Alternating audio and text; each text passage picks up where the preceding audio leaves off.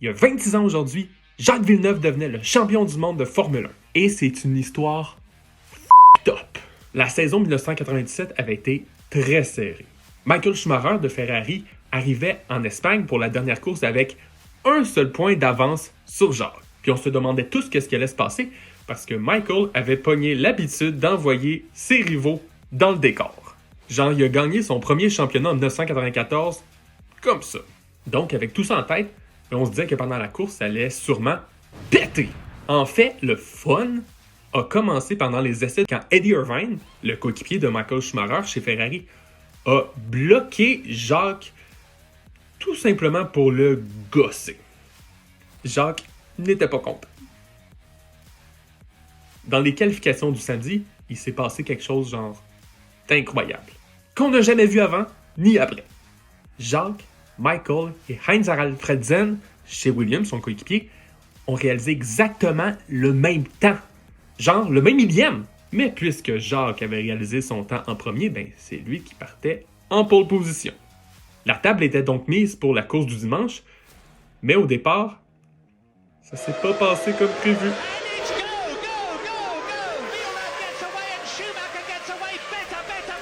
Ben oui. Au départ, Jacques s'est fait dépasser par les deux autres, puis encore pire. Pendant la course, quand Jacques devait passer les retardataires, ben, il y avait un pilote qui, étrangement, le bloquait. C'était Noberto Fontana, dans la Sauber, à moteur Ferrari. C'était pas une coïncidence.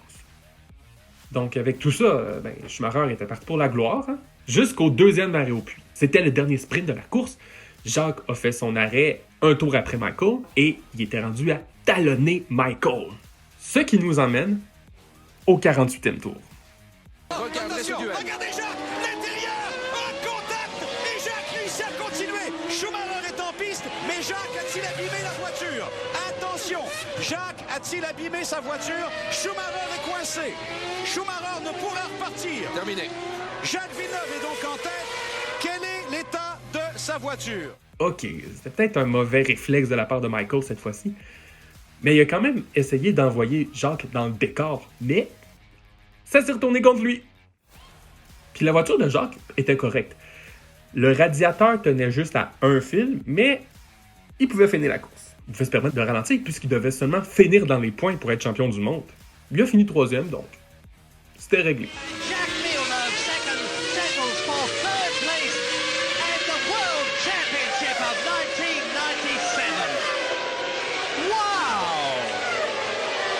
Jacques Villeneuve!